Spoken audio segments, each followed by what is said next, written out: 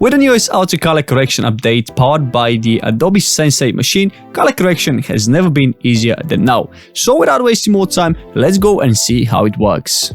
Inside Premiere Pro, I have loaded this video that I have recorded a few days ago, and as you can see, the colors are not great. And if you want to use the auto color correction tool, you can drag the cursor to the point where you want to color correct your colors and then go to the Lumetri color panel. But if you can't see it on your workspace, you can go up to the top right corner and click onto workspace.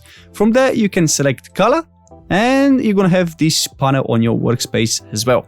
Then it's simple as it looks. I'm gonna click onto the auto, and this automatically improves the colors on my video. As you can see, the difference is huge. And then if you want to adjust the overall results onto your video, you can drag this intensity slider to the right or to the left. Then going further down, you've got these individual sliders where you can adjust the color and lighting of your videos. But let's say that you're not happy with the overall result, you can go to reset and click on it.